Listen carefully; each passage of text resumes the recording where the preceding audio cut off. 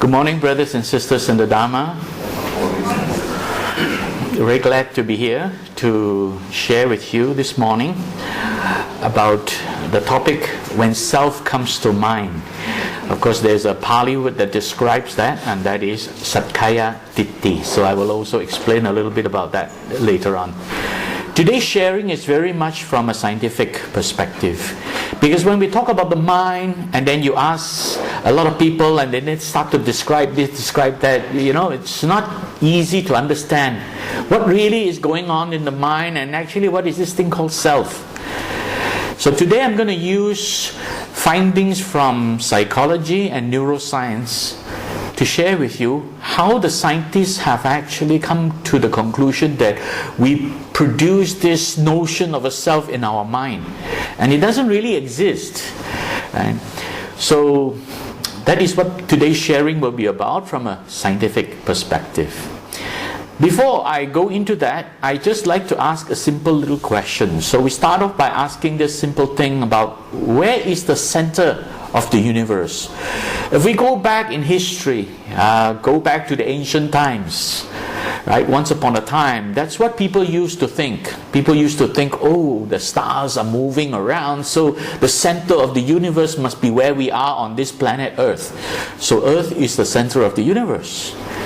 Then of course came the age of Renaissance. In the 16th century came along some scientists, including this guy called Galileo, who then, by the use of a telescope, he was able to see the movement of the stars and plot them, and based on all this, he finally came to the conclusion that the sun is the center of wherever we think we are. In those days, the solar system was the universe. Just a few planets, and that was the universe. Fast forward, 21st century. Now, where is the center of the universe? Where do you think the center of the universe is today? Well, here it is. I am the center of the universe. And this is what many of us have been conditioned to do. Throughout life, we begin to think that I am the most important person in this world. I am the center of the universe. I'm the center of my universe. And a lot of people are like that, and this is a very strong view people cling on to. That's when this notion of a self comes to mind, and then we live in a self-centered existence, thinking that the self exists, everything is an existence. But of course the Buddha taught us that there is no existence, it's all experience, experiential, and the only way to understand the Dharma is to come and experience it, ehipassiko.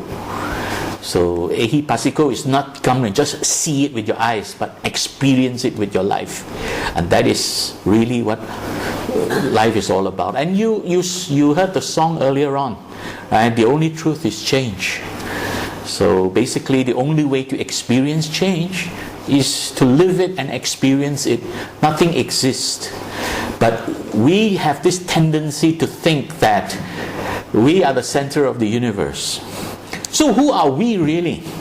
Now if we were to look at it from a Buddhistic perspective, we can only say that we are organisms in an environment, that there is this body, and this body has a life-sustaining process in the body, and because of the sense organs in the body, we're able to experience the environment through our 5 sense organs and be able to appreciate that experience and process that experience in our mind, and that is the 6th sense. So we have 5 physical senses plus the mind, and that's really what's going on. All these inputs from the senses come into the brain and then get processed, and that's what we call the mind. So what is the mind? The mind is really only an activity.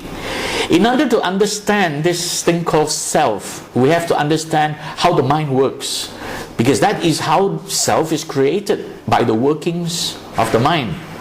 Even scientists today have supported that view.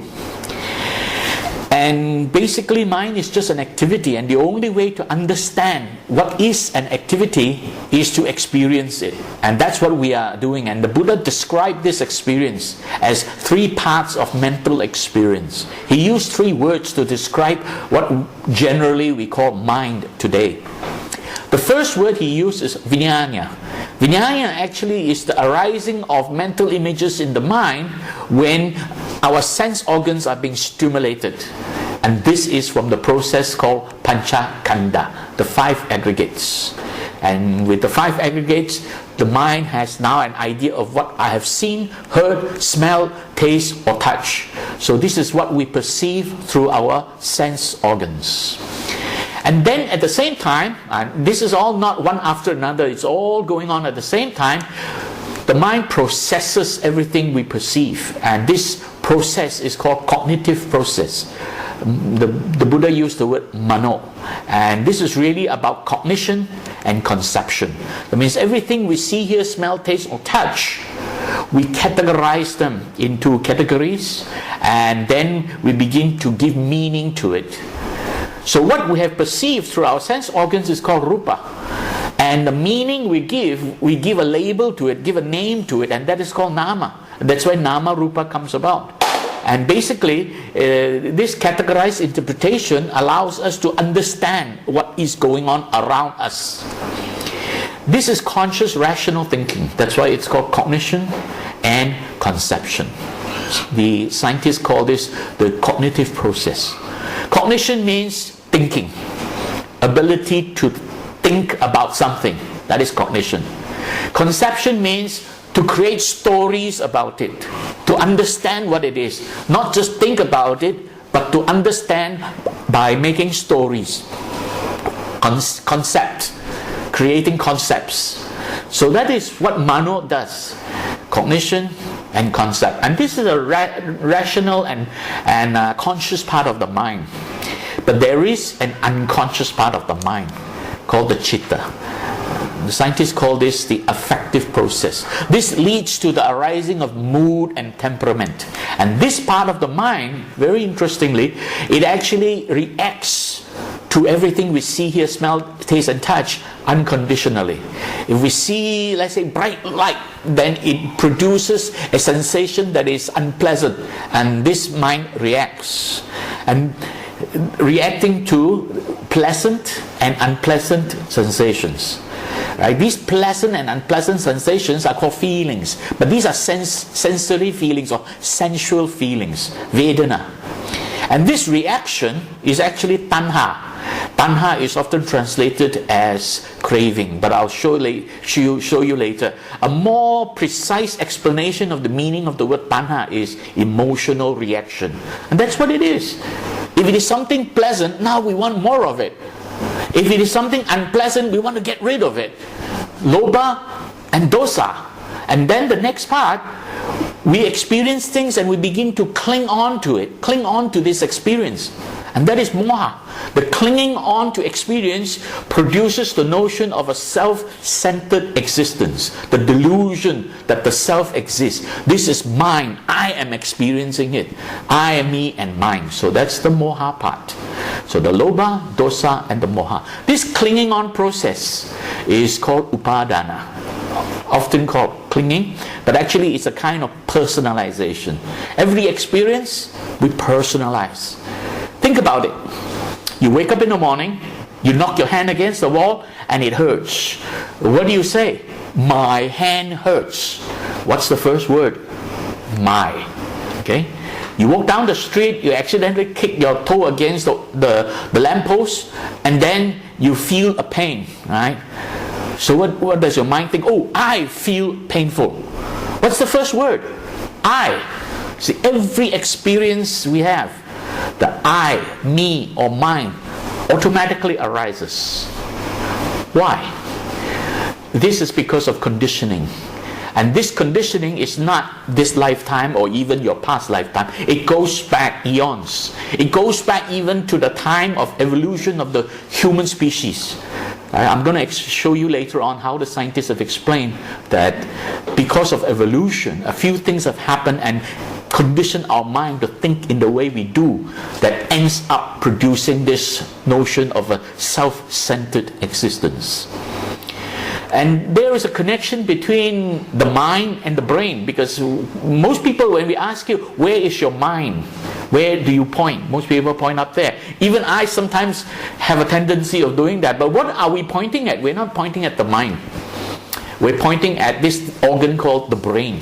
The brain exists, but it is the activity of the brain that produces the experience of the mind. So the mind is not something that exists. The mind is an experience of the activity of the brain. If the activity of the brain stops completely, there is no mind. You're dead. You see, when you die, brain no longer has any activity. But as long as there's any kind of activity in the brain, then there is some process of mental experience going on. So that is really a correlation between the mind and the brain. And the scientists have basically classified the brain into three main parts, but today they have gone on to add on the fourth one. I'll talk about the fourth one later on. These three main parts of the brain is described as the triune brain. Tri means three. Uni means it's all together. Triune brain. The most primitive part deep inside is the survival brain, this is the brain stem. This is at the end of our spinal cord. As it enters the brain, that part of it, that brain stem, is the survival brain. This governs our functions to survive and stay alive. Our respiration, our digestion, our heart rate, blood pressure, blood circulation, all this is governed by activities in the brain stem. And then in the middle part of the brain is called the limbic system. And this is our emotional brain. This is the part of the brain when it is highly activated. It triggers the release of hormones, and all these actually produces feelings of emotions. Until about 150 years ago, scientists used to think emotion is purely in the mind. No.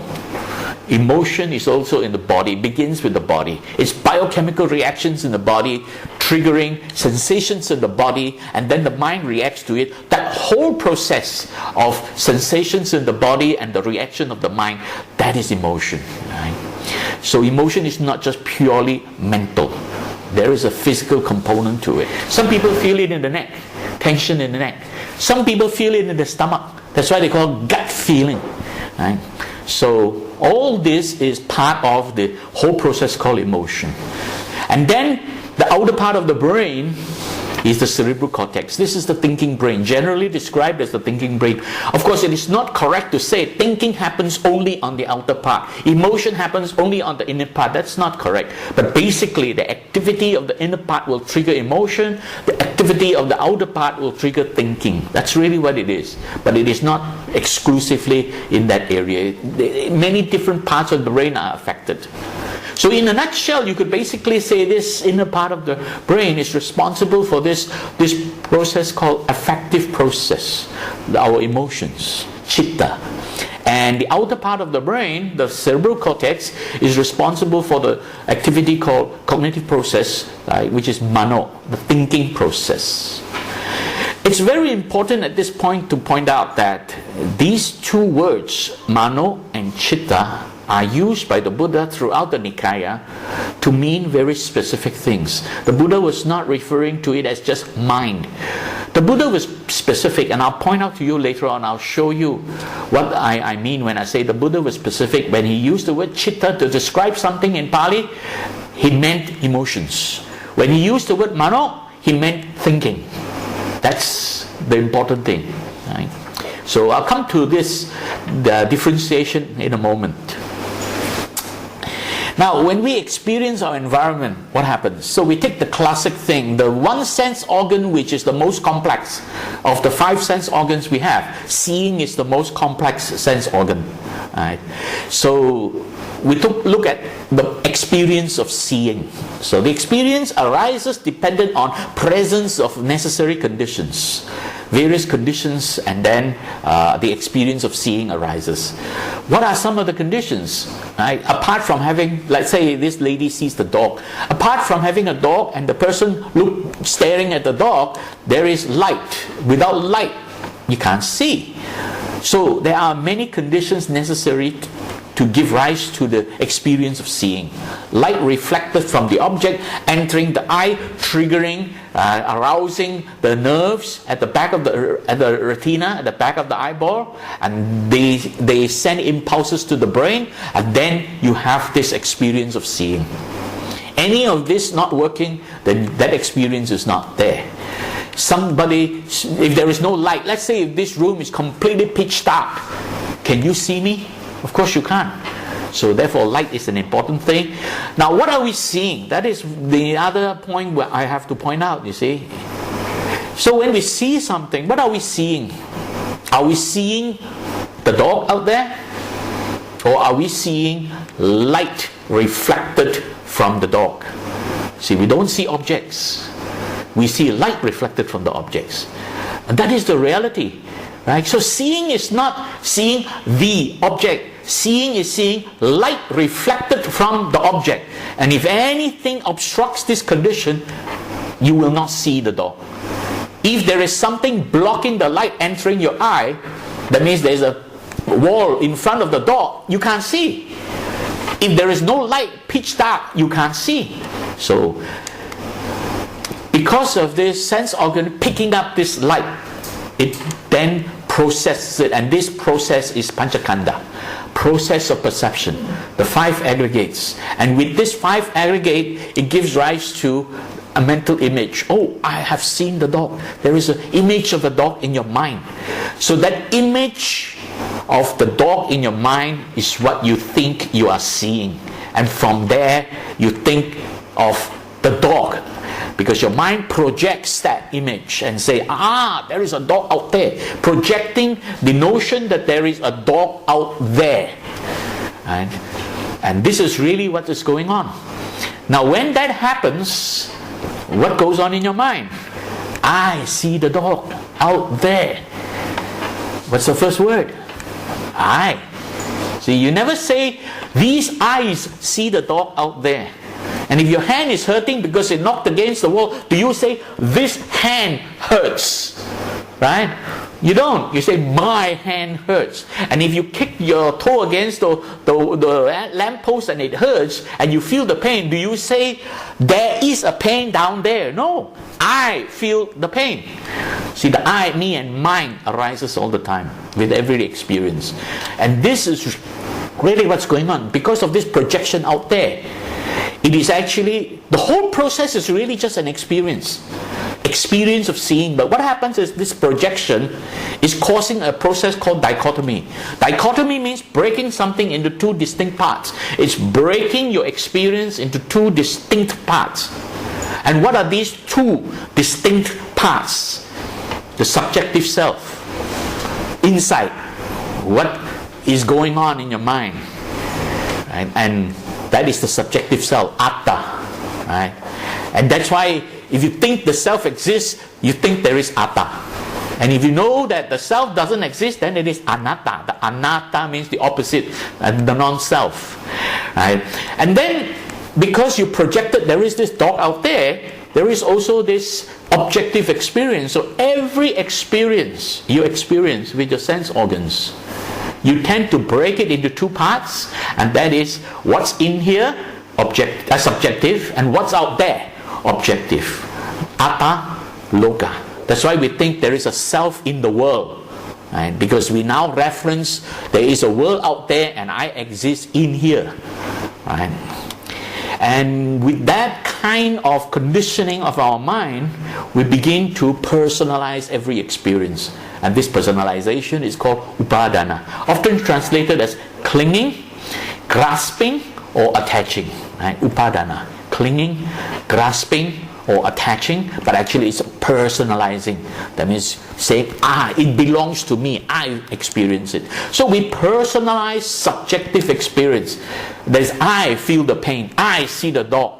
Right? My hand hurts. We personalize this subjective experience with these notions. This body is me, right? Because this body is experiencing it, and this body is me, right? And I am experiencing this. It is affecting me, right? And therefore, there's this concept of the self arises. This leads to the delusion that there is a self-centered existence. And when we have this self-centered existence, what happens? We begin to get emotional about things. We begin to be so self-centered and selfish. Right? And that's why everything that happens around us, if it is not to our liking, if it is not to our expectations, then we are unhappy. Right? Human beings is the only species of animal that regrets the past, is fearful of the future, and never satisfied with the present moment. Think about this. This is why it is. Humans are the only species that kill for fun. Yeah? We kill for fun. Not we here, but humans kill for fun. Animals don't do that. Animals kill for food. When they're hungry, when a lion is hungry, it will chase after the deer, kill the deer, and eat the deer. But when the lion has finished eating, what does he do? He goes under a tree, lie down, and sleep. Even if the deer runs past in front of him, the lion doesn't care. Because the lion is full. He doesn't need to kill. He only kills for food. Right? But humans are not like that. So because we are so self-centered. And how did this self-centeredness arise? One of the easiest way, when I was looking at this term non-self, I was confused. What do you mean non-self? I'm feeling something, I'm thinking something. How come I don't exist? There is non-self. And this was some years back. But when I started to understand this, and with the help of my teacher, and then looking through findings from science, I began to understand it a little bit. And the one thing that helped me was to understand the meaning of SAKKAYA DITTHI. Right? SAKKAYA DITTHI. How self perspective arises. And this is really personalization of the body and its experiences into the notion of a self. Right? The word SAKKAYA DITTHI. Sak means to take ownership. That's what it means in Pali. To take ownership. Sak. Kaya is the body. Ditthi is perspective, a point of view. The view. Right? So SAKKAYA DITTHI basically means the view that I own this body. And that is the key to understanding the essence of anatta. Anatta is actually not just one simple concept. It's made of a number of things. But today I'm going to share with you what science can explain about what is commonly called anatta. Right? So let's take a look at how neuroscience explains this. So I'm going to show you now a video of this Professor Antonio Damasio. He is the professor of neuroscience, psychology, and philosophy in the University of Southern California, USC. And he is a very well-known neuroscientist. And his key area is actually to study emotions. In fact, his wife is also involved with it. His wife is also another professor. She is doing all the imaging using these PET scan and MRI machines to capture images in the brain, what happens in the brain when we experience things. So this is really what they do. And then he's speaking about how this self comes to mind, how the mind now has a self. What is consciousness? What is a conscious mind? Well, first of all, it is a mind which is a flow of mental images. And of course, consider images that can be sensory patterns, visual, such as you're having right now in relation to the stage and me, or auditory images as you're having now in relation to my words. That flow of mental images is mind. But there is something else that we're all experiencing in this room. We are not passive exhibitors of visual or auditory or tactile images. We have selves. We have a me that is automatically present in our minds right now. We own our minds, and we have a sense that it's every one of us that is experiencing this, not the person who is sitting next to you. So in order to have a conscious mind, you have a self within the conscious mind. So a conscious mind is a mind with a self in it. The self introduces a subjective perspective in the mind, and we are only fully conscious when self comes to mind. So what we need to know to even address this mystery is, number one, how minds are put together in the brain, and number two, how selves are constructed. But what about the self? The self is really the elusive problem.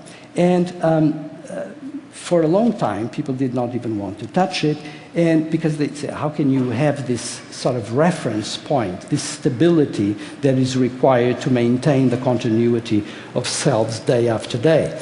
And I thought about a solution to this problem is the following. We generate brain maps of the body's interior and use them as the reference for all other maps. So let me tell you just a little bit about how I came to this.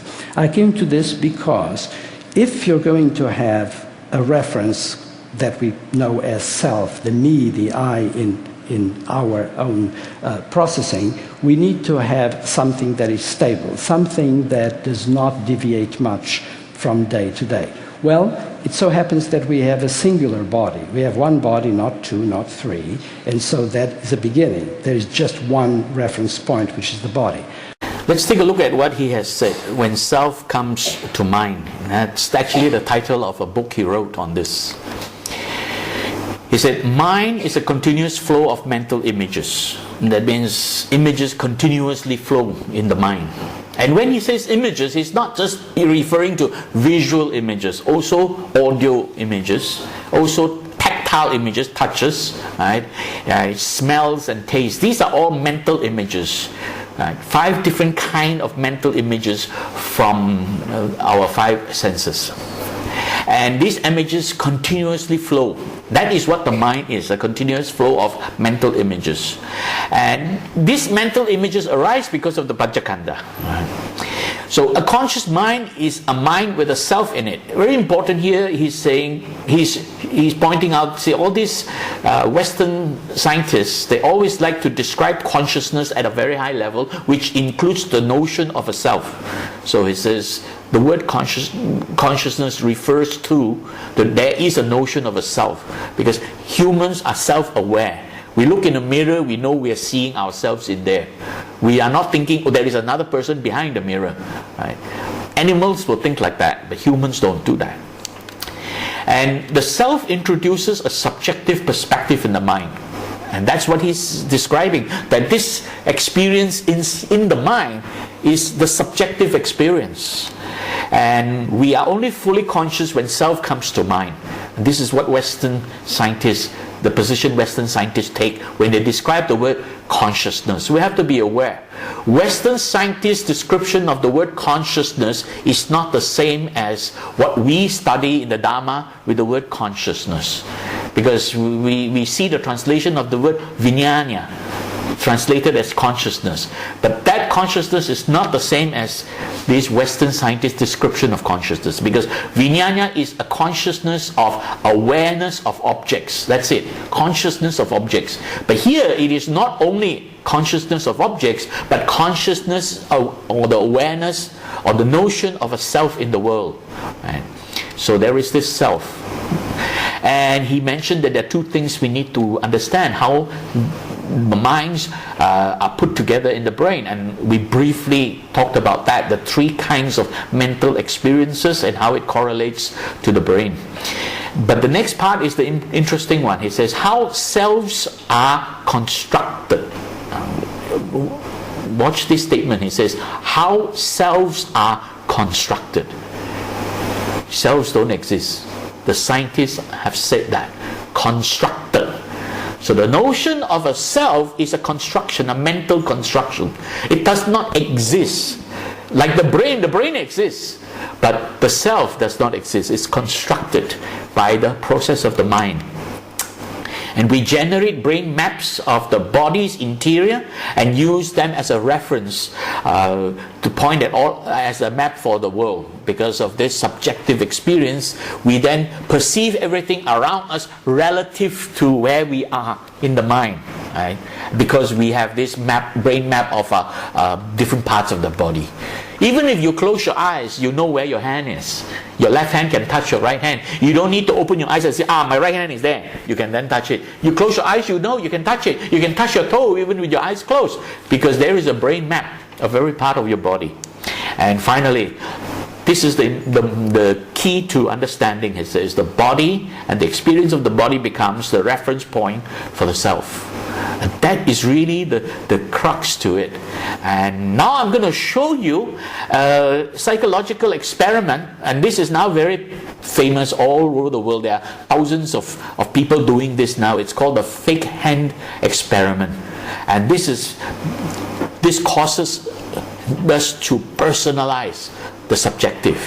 So this is really a classic experiment that can prove to you how we personalize subjective experience and call it ourselves. Jonah's recreating a classic psychology experiment. The rubber hand illusion is a funny hack of the brain where you can convince people very quickly that this rubber arm is actually their own arm. He's setting up a stand at Venice Beach, where he'll test volunteers to see if they can experience sensations in a hand that's not theirs. Welcome to the rubber hand experience. I want you to put your left hand right here and put your right hand right here. Jonah has participants hide their right hand out of sight behind a divider, I'm just going to drape this as if it's your real hand. while he places a rubber hand on the table in front of them. Just stare at this hand. Jonah primes participants by brushing both the fake and real hand simultaneously, a process which helps the brain link the feeling to the fake arm.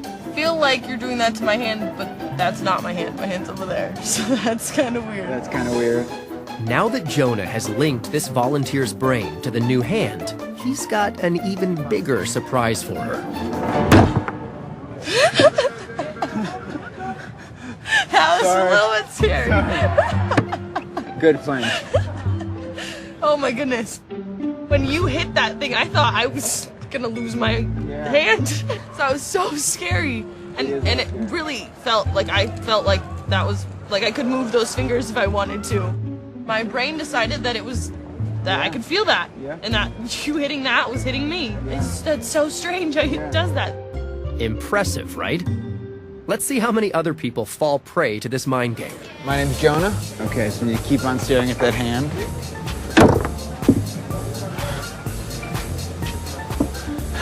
That was crazy. That was crazy. Okay. Oh wow, that scared me. That scared you? Although around 10% of the participants weren't able to mentally connect the fake hand to their body, Did it feel like I smashed your hand at all? No. Nope. most felt some kind of phantom sensation, if not actual pain. Jonah is hacking into these people's mental body maps, Oh my God. causing them to connect information inaccurately. Right. So how did that happen? Let's take a look at it step by step. It is linking bodily sensations, and that is basically what is going on here. Jonah primes participants by brushing both the fake and real hand simultaneously, a process which helps the brain link the feeling to the fake arm. Feel like you're doing that to my hand, but that's not my hand. My hand's over there. So that's kind of weird. That's kind of weird. She can't see her real hand, and she sees the fake hand attached to her body, and the brushing is actually happening on both hands. She don't realize her real hand is being brushed.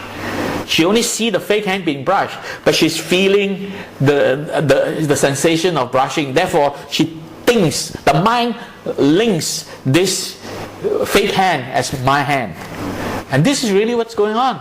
The same thing with the body. When the body experiences sensations, we begin to link it and say, this is me, this is I.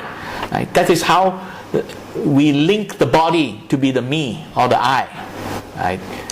Because of these linking bodily sensations. Sensations, sanya, right, or feelings of brushing the hand. And therefore you're feeling pleasant sensation or unpleasant, but in this case it's pleasant, the vedana, the feeling that is pleasant. And then seeing the fake hand being brushed, the association arises. You associate how we feel with what we see, and this is called multimodality association. And then we personalize, upadana, personalize the fake hand as my hand, based on this association.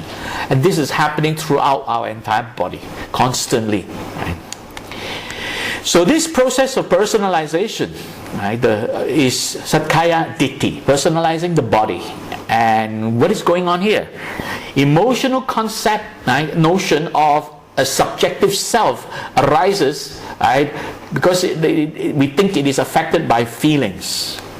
And therefore we personalize, clinging on to this subjective feeling as the experience of the body. Experience of the body. Now I want to ask you, where is that experience? Is it in the body? Experience. Experience is in the mind. Right? See, I like to point to my brain again. Right? Experience is what the mind experiences because of activity of the body. So the experience is not in the body. Because if the experience is in the body, then the body is me. But the experience is not in the body. Experience in the mind. The body is just a carrier of impulses from our nerves going to the brain. That's what the body does. The body is nothing but a carrier of impulses from our nerves going to our brain. And the activity of the brain is the mind. So the experience is inside the mind, not in the body. So that is the reality. But we think the experience is in the body. Right? And the body becomes the self, the atta. Experiencing the objective world. This is the delusion of self-centered existence. We think the body is the self experiencing the world. Atta in the loka. Right? So this thinking, right, the linking and the clinging is where we are suffering. Right? And we go back to the root of the teaching where the Buddha says, taught in the first sermon, the Dhammacakkappavattana Sutta, setting into motion the wheel of Dharma. Dukkha, there is dukkha. There is the origin of dukkha. And then dukkha can be ended. And finally, there is a way leading to the ending of dukkha. The Four Noble Truths, where the Buddha explained that. So we go back to the root of the teaching. What is the first noble truth? And the first noble truth is there is dukkha. And the Buddha described 8 conditions of dukkha. Birth, death, illness, birth, aging, illness, and death. That's dukkha. And that's quite easy to understand. We can understand that. Birth, aging, illness, and death. That's dukkha. We can understand that. The next 3 are also quite understandable. And that is separation from what is pleasing is dukkha. If it is something we like and then we no longer have it, that is dukkha. Then union with what is displeasing is dukkha. It is something that hurts us or harms us and we are stuck with it, that is dukkha. And then of course we have wishes, aspirations and desires. Number 7, not to get what one wants, that is dukkha. So up to number 7 is quite easy to understand. But it is the number 8 that is the key to understanding all our suffering. And the number 8 is the 5 aggregates subject to clinging is dukkha. Which means this body is the vessel that carries impulses from the environment into the brain, and that activity is the experience of the mind. And therefore, if we cling on to every experience arising from the body, that is dukkha. Right? Pleasant sensation, we want more of it. And painful sensations, we want to get rid of it. Good smells, we want to buy good perfume. Right? We don't like the smell of rubbish dump. Right? So all this is dukkha. We like the taste of good food. Some people who like curry, then of course spicy curry is good. Right? And those people who don't like curry, then anything spicy is not good. Right? So clinging on to this experience is dukkha. And this is really what is happening. And how do we cling on? Basically, in describing the origin of dukkha, in the second noble truth, then we can understand it better. It is the craving. Translated as craving, tanha. It is tanha which leads to renewed existence, accompanied by delight and lust, seeking delight here and there. See, when we experience suffering, the first thing we want to do is we want to find something else to make us feel happy. That's what we do. We seek delight here and there whenever we suffer. And that is, and what kind of delight? Craving for sensual pleasures, something that makes us feel good. Craving for non-existence. I'll just go through it, then I'll show you the detailed explanation. Craving for continued existence. So what is craving for sensual pleasures? That is lobha. There may be something pleasant, we want more of it. So we lust for it. Lust turns to greed. And craving for non-existence, that is dosa. This is when we experience something unpleasant. We want to get rid of it. The aversion and hatred towards something that is unpleasant, displeasures, that is dosa. Aversion turns to hatred. When we speak of lobha, we say lust turns to greed. What do we mean? First, we have lust. Something pleasant, we want it. But as soon as we get what is pleasant, are we always satisfied and say, that's it, no more? We don't. We want more. So lust turns to greed. In the same way, when we do something unpleasant, we want to avoid it, aversion. Right? Now, if you can't avoid it and you're stuck with it, what happens? You get angry. What happens next? You hate it. So aversion turns into hatred. Craving for continued existence, that is moha. Continued existence. What continues to exist? This body must continue to exist. The delusion of a self-centered existence, that is moha, which is delusion. Moha is often translated also as ignorance, but the real meaning is delusion. Delusion that the self exists. That's what moha is. And tanha, and here is where my teacher, Venerable Dr. Punaji, points out. He says, tanha, a more accurate translation of the word tanha is emotional reaction. Not just craving, because craving does not explain it well enough. But if I were to say to you now, tanha is emotional reaction, doesn't that make a lot more sense? You react to it emotionally. That is tanha.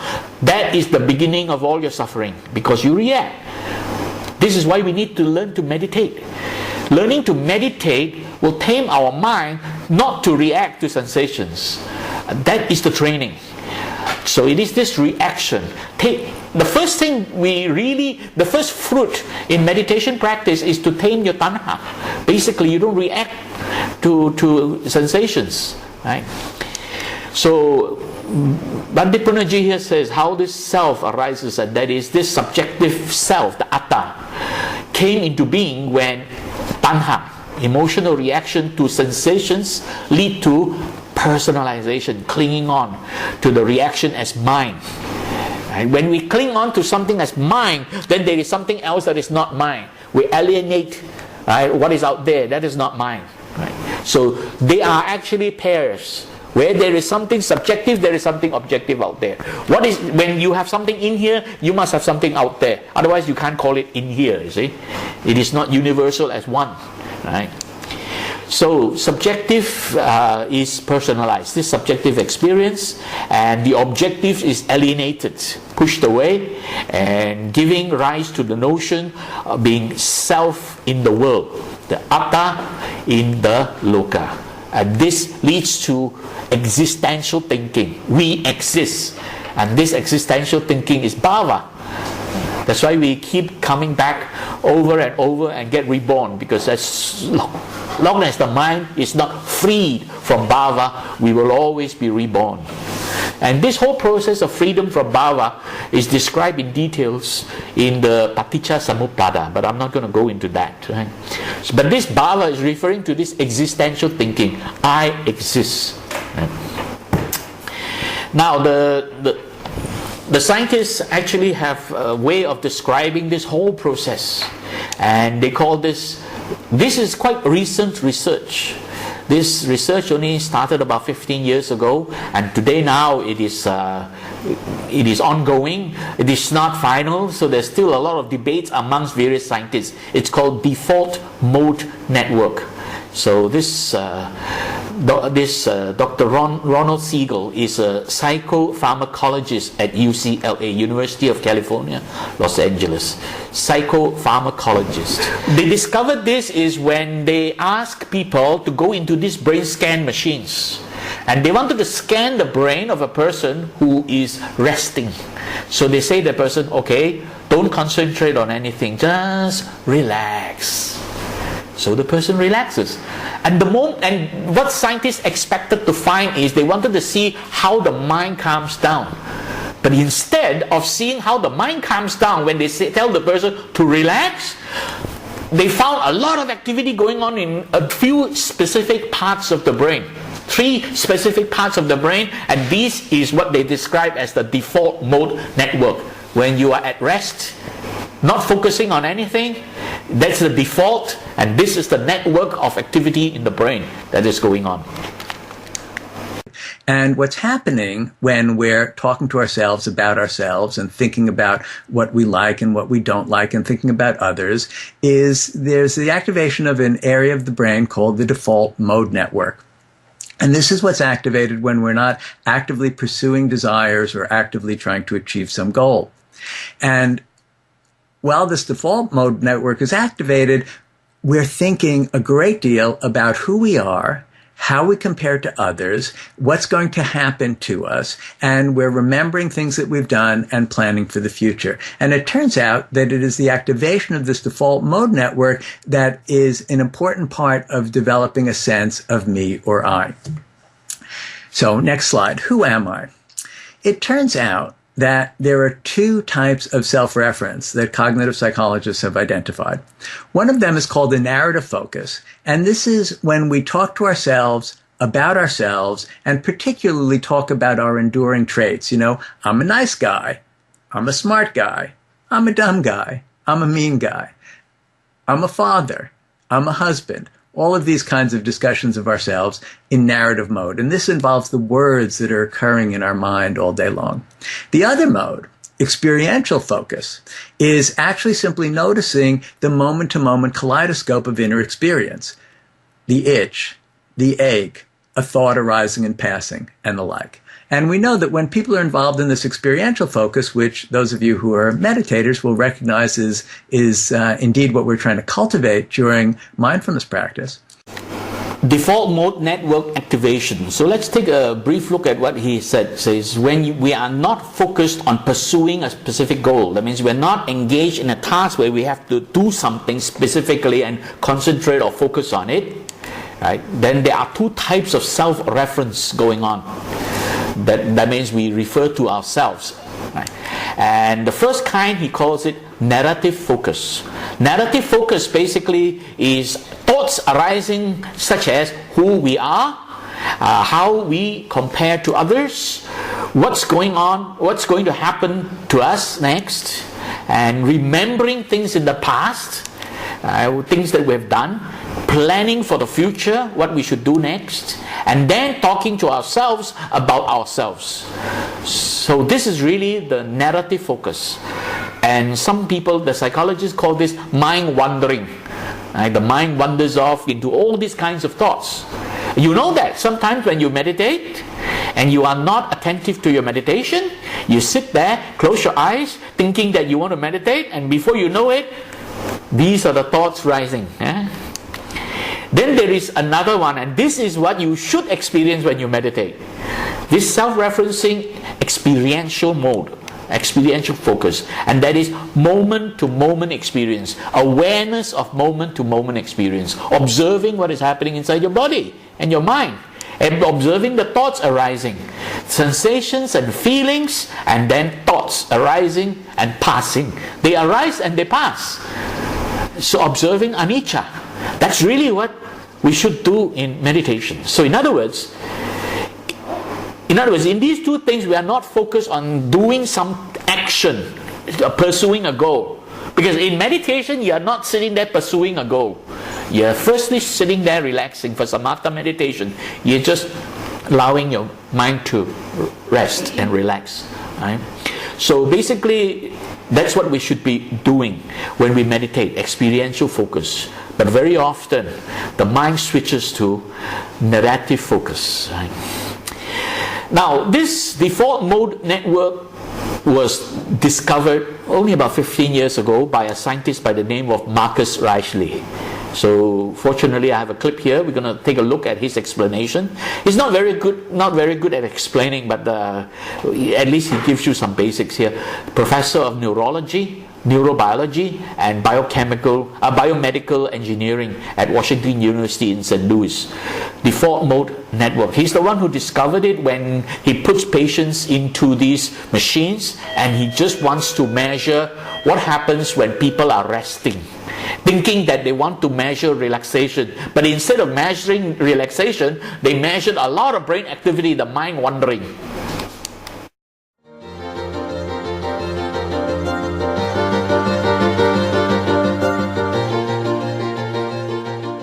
What is it? What do you understand so far about that default mode network? It's quite an elaborate system, and if you take a look at its individual parts, you have to come away with the sense that the functions we can now associate with that have a self-referential component to them. Meaning what? Well, for example, that something is going to affect me? There is a self-referential connection between the memory and me as a person. That we were an actor in the event. What did I have for breakfast? Where was I yesterday? When did I meet this person? And so forth. So memory is a component of it, but it is a special part of memory, it seems, that has this self-referential component. Something else that is very important, if you then leap to the front of the default mode network, one of the distinguishing features are the areas there that are very often associated in general with emotion, but more specifically about the evaluation of incoming information to the brain. Is this good? Is this bad? Is this dangerous? And whatever. And it would be based on previous experience? Almost for sure. And actually, it has also been associated with the mental state of other people. In other words, this theory of mind. The default mode network is involved in the theory of mind? It's some suggestion that it might be. In other words, your beliefs, desires, and intentions are very important to me, or should be. Now, I must point out that the research in default mode network is still ongoing, and there's a lot of debate among scientists. So nothing is finally agreed. But this is just the rough idea of what has been understood by the scientists. First, there is this notion of a life history, remembering the past and then imagining the future. And then there is this narrative focus of self-reference, and that is association between memory and me as a person. In other words, everything that happens around us, we relate it to our memory, and then we try to evaluate ourselves, we judge ourselves, me as a person. And then the notion that we are all actors in events. And this notion is called episodic memory. It's like a soap opera, episodes after episodes. You know, you watch soap opera, one episode after the next episode. At the end of each episode, something happened which is going to be talked about in the next episode. And that's really what's going on in our mind. Our mind is like a soap opera going on about ourselves. Right? Talking about ourselves is like telling a soap opera story. And then there is this emotional evaluation of incoming information. This is really where we begin to personalize this subjective self and alienate the objective world. And thoughts in relation to others, because we do think about others, not in a selfless way. We think about others in terms of comparison. So it's a selfish way in a way. This is called the theory of mind, where we begin to think about the mental states of ourselves and others and how they are connected. That means this notion, your beliefs, desires, and intentions are important to me. In other words, if you don't agree with me, something is wrong, right? I'm not happy if you don't agree with me. That kind of thing going on in our mind. And social evaluations, attitudes, judgments, social status and groups we belong to, and finally expectations on the present, what I want. This is self-centeredness. And when there is self-centeredness, right, then the mind begins to think of so many things that we all want to pursue. Now, in all this, you can look at it, default mode network, if all this is going on in the mind, there is not one stream of thought. There is a multitude stream of thoughts going on. Different, looking at everything from different angles. So there are many different actors in the stage in our mind. If our mind is a stage, there are many different actors, and every one of them is still me. I'm still the actor inside there, right? And this is what we call the multi-part personality. And now, one thing I want to point out very importantly, you notice these things that I show you. Most of these are not found on YouTube. I uploaded it, but they are not downloaded from YouTube. You be careful when you go to YouTube and try to download what's so-called scientists. Look at their background, their name, their title, which university they work at, what is their expertise. So be very careful. Notice everyone I show you now here are experts in their field, specifically linked to a university. Not some joker making some funny videos and putting it up, describing the self. You know, if you just look how self comes to be, you're going to find hundreds of videos. 99.9% of it are just people making up stuff, right? So be very careful. When you want to download, make sure it's a reputable source. So this is Ronald Siegel. He's written quite a few books. Multiple part personality. We look at the Greek and Roman gods, and there's a different god to represent each aspect of the personality. Or we look at Christian traditions. For example, in the Catholic Church, there are all these different saints, all of which represent some aspect, usually some positive aspect of the personality, such as virtue or faith or generosity or compassion. And the Tibetan Buddhists, for example, have a whole pantheon themselves of bodhisattvas representing different wholesome aspects of the personality. And of course, we know that animistic cultures project onto the natural world all sorts of things, the spirit of love, the spirit of peace, the spirit of anger, the spirit of jealousy, etc. And why is this happening? This is happening because if we actually mindfully start to pay attention to what's going on in consciousness, we start to notice that there isn't one individual there, but rather there's quite a variety of parts, if you will, or sub-personalities interacting with each other. And many therapeutic schools have noticed this. Jung, certainly, in his description of the anima and the animus and the shadow and the persona and the like, was describing these different parts. Roberto Assagioli, psychosynthesis, deals with these different parts. And in a more modern context, Dick Schwartz, having developed internal family systems, helps these parts to talk to one another. Once we start to do more mindfulness practice, we start to see that these separate parts are really quite distinct. And next slide, there's a question, how was your meditation?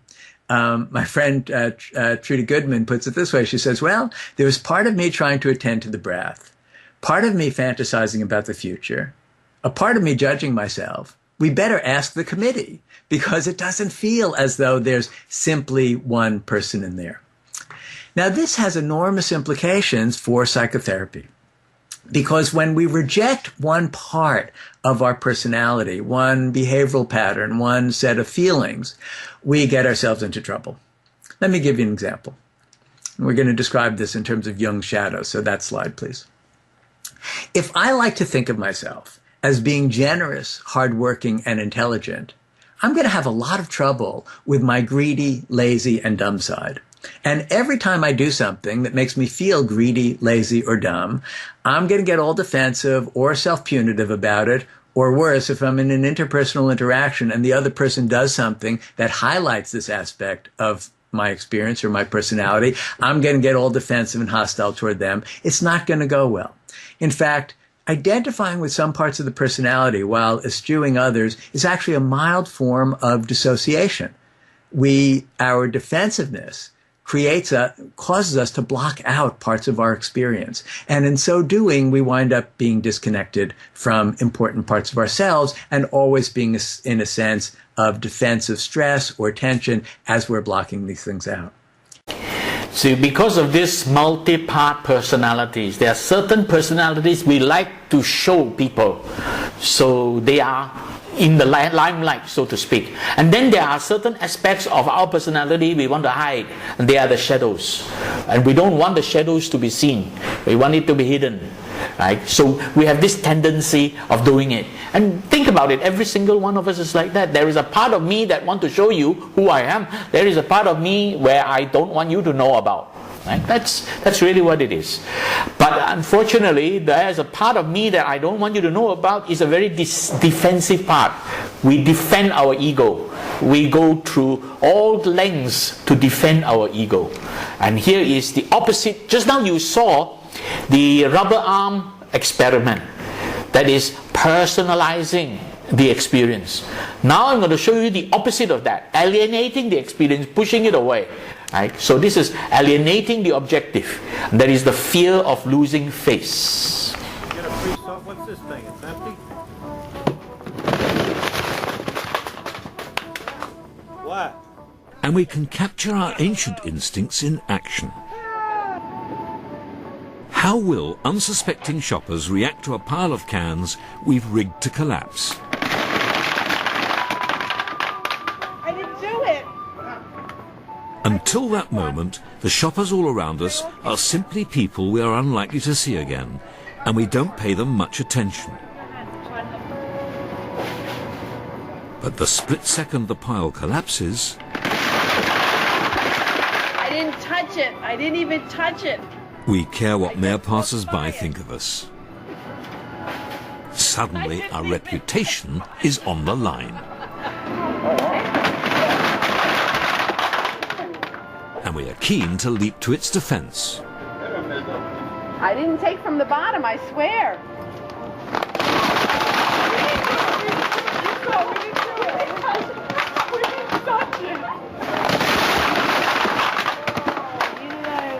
I didn't touch it. I didn't do that.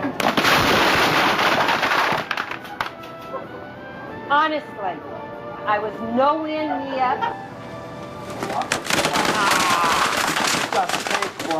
It's a reminder of how important our reputation can be. Sorry. The lady was holding on to one and she was saying, honestly, I was nowhere near. See, we like the defense. That defense is very strong. How did all this happen? Evolved, evolution. Right? And not only evolution in terms of our past life or our ancestors, but going back millions of years, going back to how humans evolved. Right? So here, you're going to hear the scientists talk about the evolution of the human species. Two things really surface very strongly. First one is called the survival of the fittest. As we know it, in ancient times, going back to ancient days, even amongst the animal kingdom, you will see it. The one that can get the most food survives. The one that cannot get food dies off. And the one that cannot get food, when he dies, he does not reproduce much. So he will not have very much descendants. So we are all, we are descendants of very powerful people in ancient times. Because all the weak ones are dead. They never reproduce. Right? And one of the classic example, I always like to say this, is you go back to ancient times, caveman days, maybe 100,000, 500,000 years ago in the caveman days, right? And even before Homo sapiens arrived on Earth, there were different human species, right? Whatever it is, caveman days. This caveman has two sons. He has taught the sons, be careful of saber-toothed tigers out there. When you see them, run. Don't wait for them to come near you. They will eat you. So these two brothers walk down the jungle path. They see the bush shake. They hear the loud roar. And then one of the saber-toothed tiger jumps out. And then one of the brothers says, run! He turns around and ran. The other brother says, wait, maybe he won't attack us. The one who says, wait, got killed. The one who ran survived. Then of course he now has the next He then gets married and have his children, next generation. See, we are survivors of the fastest runners on earth. Because the one who couldn't run fast enough, if two people started running and the saber-tooth tiger came, who do you think gets killed? The one who ran second in a race of two. Yeah. So now this son who survived has now two sons, third generation. He taught his son, when you see the bush shake, the moment you hear the roar, don't wait for the saber-tooth tiger to come out, run. So he taught his two sons. Now his two sons walk along the jungle path. The bush shake. And even before the roar arrives, one of the sons remember what the daddy said. Oh, be careful, you know. Then as the roar arises, the one son turned around and ran. The other one was curious. Maybe it's not a saber-tooth tiger. Well, maybe it's not, but it is. So out jumped the saber-tooth tiger, and this one who didn't run get killed. And this is really generation after generation. And we are survivors of people like Usain Bolt. We are survivors of the fastest runners on earth. Because otherwise, you know, how could they have survived? That is one kind, survival of the fittest. And then there is also social ranking. If you know, if you have watched many documentaries, you'll see that animals have a ranking. Those who are alpha animals, they have access to all the ladies. Right? The lion, who is the king, has access to all the lionesses. And that's why when his son, the lion, has produced a son, and when the son goes up old enough, the father will always chase the son out of the group, because he wants access to all the women. So the strongest reproduce. Those who are not able to stand high in a hierarchy, they don't get a chance to reproduce. They don't get the women, so they don't reproduce. So we are survivors of people who have struggled and put themselves highly ranked in the hierarchy of the social pecking order. And in mindfulness practice, we see how our attempts to buttress our self-esteem, our attempts to feel good about ourselves, cause untold suffering. Next slide, self-evaluation, please. And look at this picture. Some people say this reminds them of a certain well-known political figure. I'm not sure who they may be referring to. But all of us are involved in this constant stream of self-evaluation. And it appears that this is our evolutionary heritage. It turns out that all warm-blooded mammals organize themselves into dominance hierarchies, into pecking orders. And I remember traveling around in Africa once. I was going on they call them safaris, but they're really, nature trips in which you ride in a jeep and a naturalist explains things to you. And a pattern kept emerging, and it was remarkable how many species manifested the same pattern. There would be some dominant male hanging around with a group of reproductively particularly promising females. Then over in the next field, there would be a group of somewhat younger males, often adolescents, doing the species-specific equivalent of playing basketball, getting up their abilities, increasing their skills in the hopes that they can topple the dominant male and take over his role and have more reproductive access. And what we find, what the people who study animal behavior find, is that in these pecking orders, in these dominance hierarchies, those who have higher rank have better access to resources, food, and the like, and they also have greater access to reproductive opportunities. So we might imagine that in our prehistory, there were some happy hominids hanging around the campfire, holding hands, singing Kumbaya in an egalitarian situation, supporting one another compassionately, and not being particularly concerned with dominance or social rank. They, by and large, however, were not our ancestors, because they didn't get to reproduce as much as the ones who were able to elevate their rank. We inherited the DNA from hominids that were very interested in social rank, and it shows up in us in self-esteem concerns. And the slide now, please. What realms define me? What's so interesting is that we all get hooked on different things, different symbolic representations of our social rank. Self-esteem concerns, skills, talents, capabilities. We're concerned about what we can do. Right? And then accomplishments. We're concerned about what we have done in the past.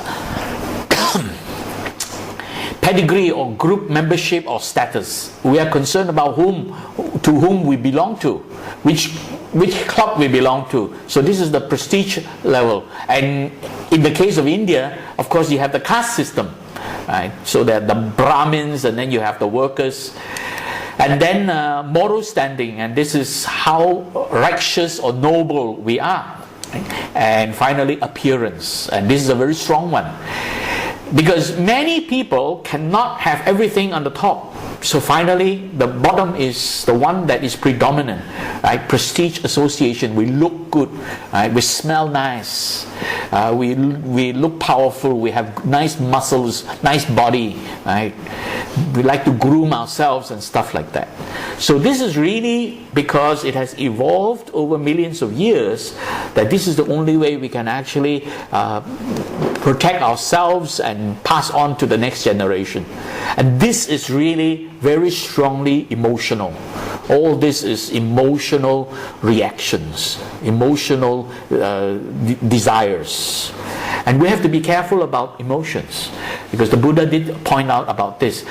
Now, before I talk about what the Buddha said, I have to basically remind ourselves, many of the translators, when they see the word chitta, which I describe as emotional mind, and the word mano, which I describe as the thinking mind, they don't differentiate that. When they see the word chitta, they call it mind. When they see the word mano, they call it mind. They don't differentiate. But in the Nikayas, when the Buddha used the word chitta, he meant emotional mind.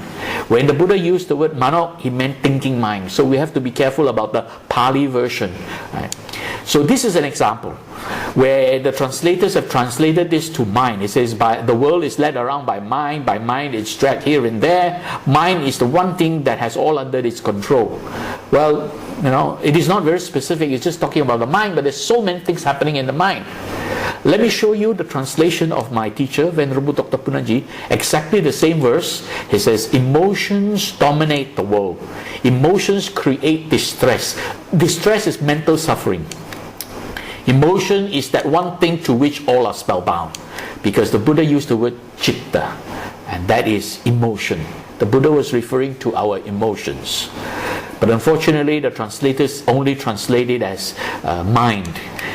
Bear in mind that basically there's really three kinds of mental experiences that the Buddha described: vijnana, mano, and chitta. And they're very specific. So, until recently, I wasn't too sure why do translators always translate it to mind, and they keep referring to chitta as the mind, not as emotions, right? Specifically emotions. I discovered that because when I started to explore the Abhidhamma, I realized throughout the Abhidhamma, the word chitta was used exclusively to mean mind. In other words, anything that has to do with even rational thinking, it is called chitta. But the Abhidhamma, as we know it, were not directly recorded from the words of the Buddha. Of course, it's a teaching of the Dhamma, and we cannot reject it outright, but the words were not specifically from the Buddha's mouth. They were the words of the monks that came 500 years later. So, and for some reason, those monks who started to make up the Abhidhamma, they just used the word chitta blankly throughout. Anything that has to do with the mind, they just call it chitta without differentiating mano or chitta. Be aware that the Buddha did differentiate in the Nikayas. So when you read the Nikaya, make it a point, if you're not sure when you see the word mind, to investigate whether Buddha was talking about mano or chitta. Right? So that, like just now the previous one, because you understand chitta to be emotional mind, then it's easier to understand. But chitta is the part of the mind that leads to a lot of our suffering. But mano is the part of the mind that can help us cultivate and change our lives. Now again, I'm going to show you another verse, most popular, probably the most quoted verse in the Buddha Dhamma, the very first verse of Dhammapada. Mano Pubangama Dhamma. And again, you can see this translation. I used the translation by Buddha Rakita. There are several other translators who still translate the word to mind. But here, now I offer to you a translation from my teacher, exactly the same one, Mano Pubang Dhamma. The Buddha used the word Mano. Therefore, it says cognition, thinking.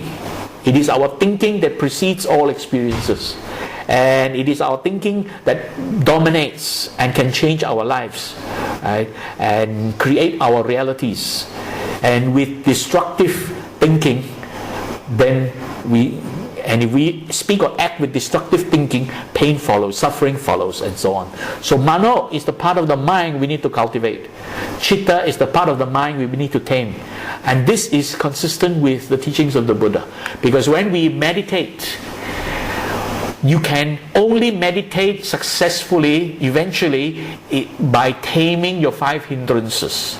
So what are the 5 hindrances? The 5 hindrances are your emotional reactions, right? And only when the 5 hindrances have been tamed, then only you are able to experience jhana. And that is the Mano working, not the Chitta. The Chitta must be tamed, right? So meditation basically is the cultivation of the Mano, the thinking mind, not the emotional mind. Emotional mind arises at its own choosing.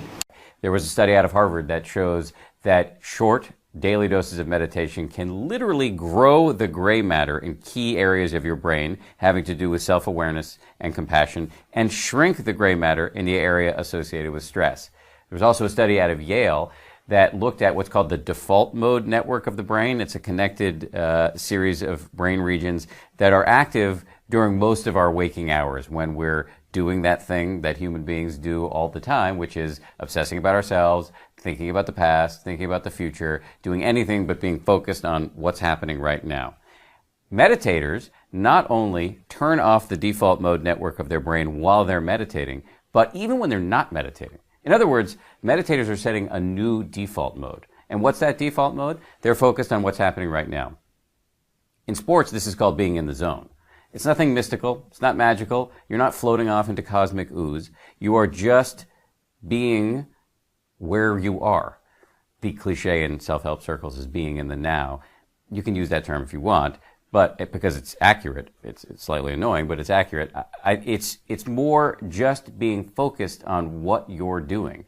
And the benefits of that are enormous. And this is why you're seeing these unlikely meditators now, why you're seeing the U.S. Marines adopting it, the U.S. Army, corporate executives from the head of Ford to the founders of Twitter, athletes from Phil Jackson to many, many Olympians, scientists, doctors, lawyers, school children. There's this sort of elite subculture of high achievers who are adopting this because they know it can help you be more focused on what you're doing, and it can stop you from being yanked around by the voice in your head. So basically, in order for us to train our mind and free our mind from this self-centered clinging, it's very important to cultivate meditation. And what kind of meditation? It's mindfulness meditation, or what people call mindfulness meditation. This is satipatthana, commonly called mindfulness. Now, mindfulness is just a general word that is being used. Again, it is one of those words, if you say mindfulness and you ask 10 different people, right, a psychologist, a medical doctor, even a meditator or whatever, to describe what is mindfulness, you might get 10 different explanations. What is important is, what does this mindfulness meditation mean? Mindfulness here is referring to the Buddha's teaching of satipatthana. So now it is very important to look at the word satipatthana. What does it really mean? Instead of using the word mindfulness. Satipatthana, broken down into 3 root words. My teacher, this is from my teacher, Venerable Dr. Punaji. He says it is made of sati, upa, Tana. Sati is attention, as we all know it. Pay attention. Upa means inside, within. Tana means to place or to focus. So sati, upa, tana is satipatthana. What does it mean? It means to place attention within, inside. And that is introspection. One word that describes it. So in other words, a more accurate translation of the word satipatthana is not mindfulness, but introspection. But of course, it is grossly used as mindfulness throughout. So now everybody refers to it as mindfulness. But do be aware. Mindfulness in the West has a different meaning. They are talking about mindfulness of objects out there. Mindfulness, according to the Dharma, is not about objects out there. It is about what's going on in here. Be mindful when you reach out for something. Be mindful when you taste something. Be mindful when you do something. That's what the Buddha was teaching. It's about what's going on in here. Introspection. Be aware of what's going on inside. And there are 4 areas to be aware of. That's why it's called the 4 foundations of mindfulness. That's why the word mindfulness, you have to be careful. If you try to study mindfulness from Western teachers, do be aware that they may have a slightly different interpretation of what really they understand as mindfulness. But the real understanding of mindfulness is satipatthana, meaning to place attention inwards. And here is my teacher explaining it. Satipatthana. Satipatthana is normally translated as mindfulness. But I think mindfulness is a wrong translation.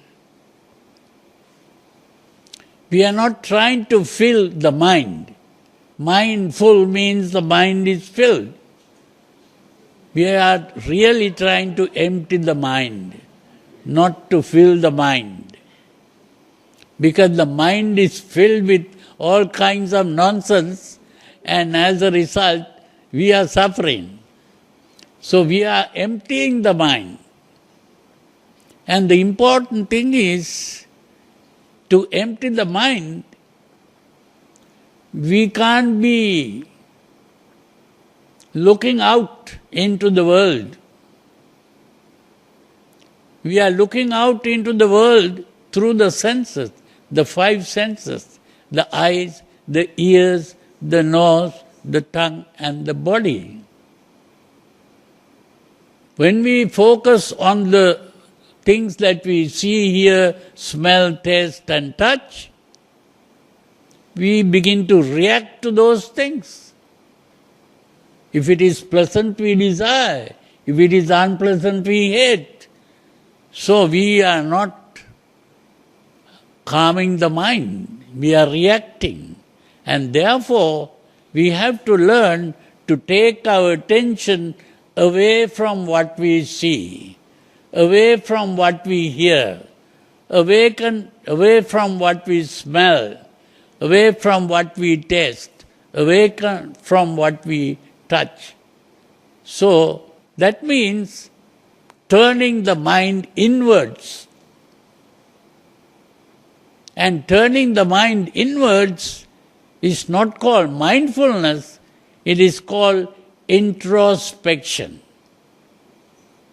Introspection means turning the mind inwards.